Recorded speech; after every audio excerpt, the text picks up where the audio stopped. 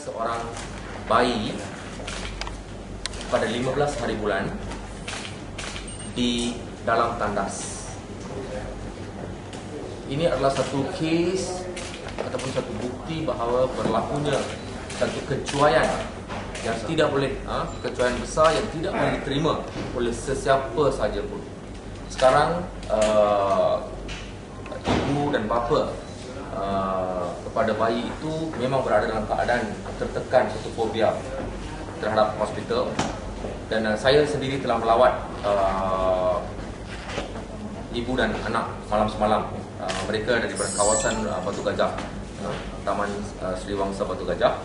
Dan sekarang saya minta bapa kepada anak yang dilahirkan itu untuk menceritakan nama dia, Pasandam anak lelaki, Wasantan anak lelaki Subramanian. Okey. 14 hari bulan pagi pukul 6.40 AM saya hantar saya punya bini, dia sudah cakap dia sudah sakit.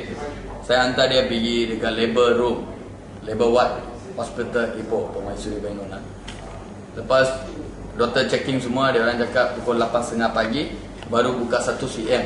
Kena tunggu 4 cm baru boleh masuk labor ward. Until itu you punya wife kena masuk ward antenatal lah. Ward kena masuk sana. So saya pergi daftar, bayar RM15 dekat kaunter pendaftaran. Bawa saya punya bini pergi ke ward antenatal, ward 5, bed number 4. Lepas pukul 11, 12 macam itu, saya punya wife cakap sakit itu datang tak. Lepas tu berhenti, datang berhenti. So saya panggil doktor pergi check. Doktor tu adalah training doktor, bukan doktor yang betul-betul. Training doktor, under training. Pagi sampai malam itu satu doktor saja yang buat. Ada 2 doktor. So semua pun training, bukan betul-betul doktor yang bersalin. So dia orang pergi check, cakap baru 1 cm lah. Itu pun belum tentulah. You mau saya besok bagi operation lah, you may bini. Itu macam cara dia orang cakap. Dan saya cakap tak payah, saya mau dia normal delivery. Saya tak mau operation semua. Dan itu macam kalau you kena wait lah, mungkin besok atau lagi 2 hari kan macam dia akan bersalin. Doktor tu kata pada saya. Lepas tu saya pun wait 14 hari bulan. Pukul 4 atau 5 PM macam tu, saya punya wife cakap sakit. 14 hari bulan juga sakit. Saya panggil doktor pergi check lagi sekali. Dia pergi check, dia cakap tak ada apa lah, baru satu lebih sikit itu macam saja. Tak ada apa, you mau kita boleh letak ubat kasih dia bersalin. Saya cakap tak mau, saya mau dia betul-betul keluar. Malam pukul 10 macam tu, saya punya wife cakap air putih sudah keluar. Air yang itu sudah keluar. Dan saya panggil doktor tu. Saya punya wife cakap air putih sudah keluar. Saya cakap water pack sudah pecah. Malam pukul 10 macam tu, 11.30. Correct, 11.30 malam, 14 hari bulan.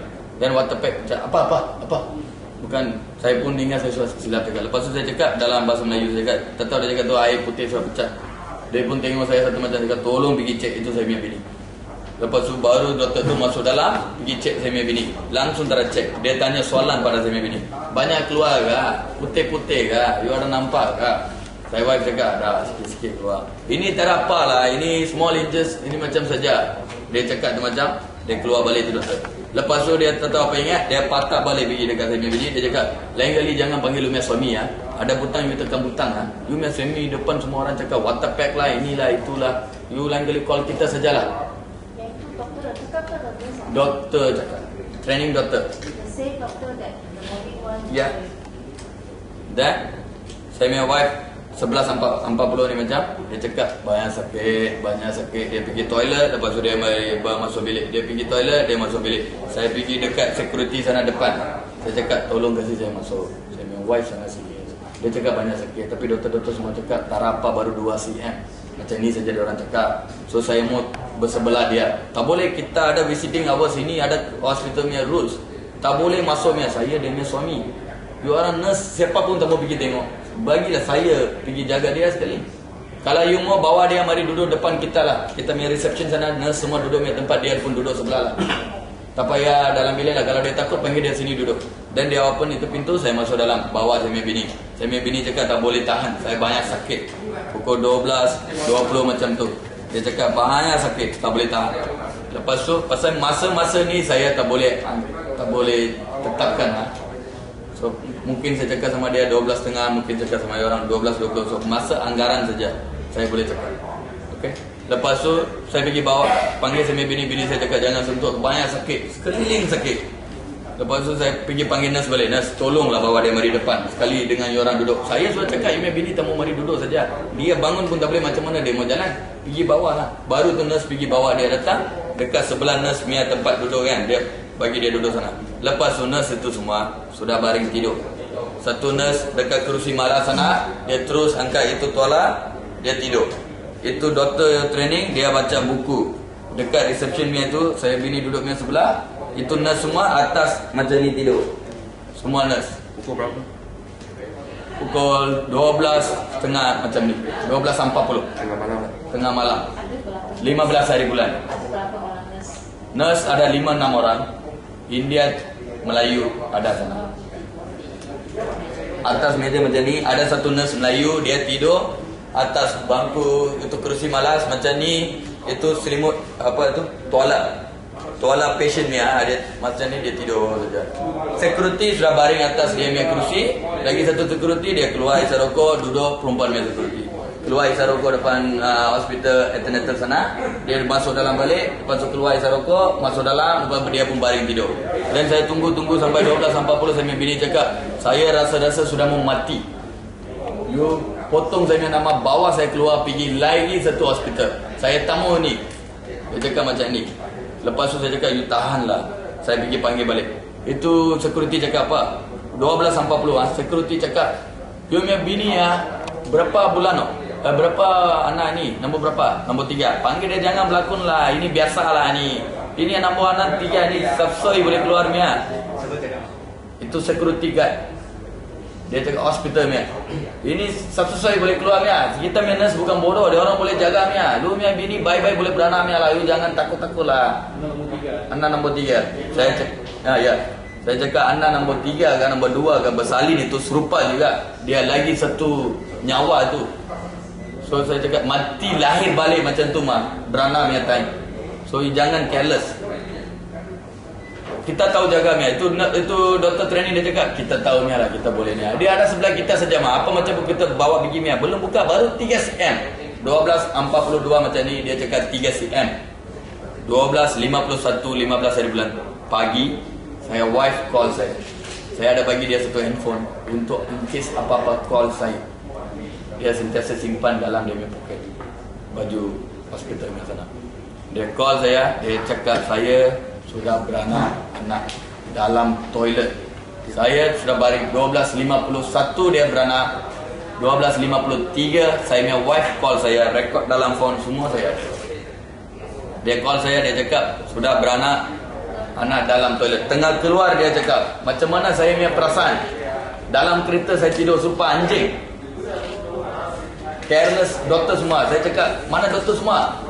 Semua tidur dekat depan. Apa saya tak ada panggil? Dia cakap, panggil untuk air keluarga, untuk sakit, bawa saya pergi labor ward pun dia orang bisik. Panggil untuk pergi toilet juga. Lagi lah dia orang masa tidur, kalau kita panggil lagi dia orang banyak cakap ya. Saya terus masuk dalam, automatik itu security sudah buka pintu semua. Kasih saya masuk. Cakap ada law semua, macam mana boleh buka pintu? Pasal anak sudah bersalin dalam toilet. Bini saya call saya dulu. Baru saya jerit-jerit saya lari. Semua nurse pergi dalam toilet. Dia ambil saya punya anak 12.55. Dia rekod dekat sini semua 12.55. Saya cakap saya punya anak bersalin keluar daripada dia punya perut 12.51. My wife first call to me. Saya tahu. Macam mana sekarang saya mau tahu. Saya tanya dia orang satu soalan saja. Anak saya keadaan macam mana? Dia orang cakap, oh anak you okay. Saya mau tengok saya punya anak. Tak ada bagi tengok. Saya punya wife, dia orang atas fracture daripada toilet angkat keluar. Semua darah. Saya tengok wife, saya terus bising sama itu nurse semua. Apa yang orang semua bikin? Tidur ke kerajaan bayar duit sama dia orang? Ini macam kan cara dia orang jaga saya punya anak. Macam mana kalau saya punya anak bersalin dalam toilet? Bini saya nasib baik anak ketiga dia tahu itu cara. Kalau dia anak pertama, mana-mana perempuan bentak tahu macam mana mau bersalin anak. Kalau nasib baik dia sudah pergi duduk dekat mangkuk mau kencing. Dia rasa ada benda mau turun, dia cepat-cepat turun bawah moset, dia duduk. Kalau first punya anak, dia pun tak tahu mau bikin apa, itu anak akan turun dalam mangkuk itu, toilet bowl. Kalau saya punya anak jatuh sana, saya punya bini lah pengsan. Macam mana dua-dua orang? Aku tak tahu. Siapa pun tak tahu. Dalam tak ada. Dalam toilet Tak ada orang ikut kan? tak ada. Nas semua tidur. If in case sekarang nyawa sudah ada, dia orang ingat tak lah ini kes bukan besar, sudah ada, okey lah, dua-dua okey lah. Tapi untuk saya tak boleh tidur. Bayang-bayang semua mari. Saya tak boleh tidur pasal if saya punya wife dia berdiri bersalin kalau apa akan jadi saya punya anak. Saya sekarang saya fikir tu macam rasa hati pun sakit. Macam mana dia orang boleh cakap, you punya anak sihat ini, oh ini kasih close ini macam saja. Saya punya maruah punya hal ni, anak saya mau bersalin dalam najis punya tempat. Baik-baik lagi baik saya simpan dekat rumah, saya punya anak boleh bersalin dalam rumah. Ini bukan tradisional lama punya kes. Hospital sudah ada mak. Macam mana dia orang boleh lepaskan saya punya careless macam ni, doctors. Lagi doctors betul-betul punya tak pakai training doctors saja. Apa dia orang tahu? Masa malam boleh lepaskan dalam hospital training doktor sahaja, tanpa doktor yang betul-betul. Patient macam mana? Nasib baik saya punya wife dia ada pengalaman. Kalau tak ada pengalaman punya orang, kaum lain ke, saya punya bangsa ke, tak ada kisah. Ini adil untuk semua bangsa punya. Kalau lain orang first punya delivery, kalau macam mana dia punya tiga lain. Nasib baik saya punya wife ada phone. Kalau saya tak bagi phone, saya pun tak tahu. Mungkin ini hari saya sudah angkat dua-dua orang pergi tanam saja. Perasaan saya macam, kalau orang satu bapa mesti sudah tahu apa yang orang akan buat. Itu juga saya pun buat. Saya tak boleh kontrol saya punya passion. So saya marah dia orang. Saya terkesah dia doktor, chief nurse ke, security ke, polis pun ada sana. Saya terkesah. Semua orang pun saya bom. Lepas tu saya cakap, saya mau tengok saya punya anak. Dia orang tak bagi saya tengok anak. Terus bawa saya punya bini atas stretcher. Begitu banyak laju dia orang bawa masuk dalam labor ward. Banyak laju dia orang tak ada pergi. Betara bagi saya tengok pun. Langgar sini, langgar sana, itu macam laju bawa pergi. Lepas labor ward sana, saya bising, saya mau tengok anak. Dia orang tak bagi saya tengok. Pukul 5 baru dia orang bawa saya pergi tengok anak dekat labor ward dalam. Asing, saya punya bini dia orang cakap lagi jahit. Pukul 12.51 saya punya bini lahir anak dalam toilet. Sampai pukul 5 dia orang jahit saya punya bini. Ingat berapa panjang dia punya jahitan. Berapa susah hati saya. Itu macam kan saya pergi hantar kerajaan punya hospital untuk saya punya bini. Careless doktor punya pasal, saya rasa malu saya hantar kerajaan hospital. Nama Sultan punya wife punya nama dia orang simpan, Permaisuri Bainun. Apa pasal macam ni? Hospital Sultan punya wife punya nama. Orang kerja macam mana? Ambil kerajaan punya duit, tapi tidur dalam ward. Patient macam mana? Berapa nyawa macam ni boleh hilang? Cakap senang. Itu doktor, chief doktor dia cakap, sini 1 tahun lah 9,500 anak akan salin. 2-3 kes macam ni ada. You bagi saya 2 minggu time, saya ambil domestic report sama dia orang inquiry, domestic inquiry. Then saya ambil tindakan-tindakan yang selanjut untuk cek tengok siapa-siapa ada salah, kita akan ubahkan. Itu security ya, itu staff nurse and nurse, dengan itu training doktor, semua kita akan ambil tindakan. You ambil tindakan atas dia. Saya macam mana? Belum buat lagi, saya belum buat laporan. Saya mau buat laporan polis. Ini maruah punya kes. Orang tanya pukul berapa you bini bersalin, tak tahu.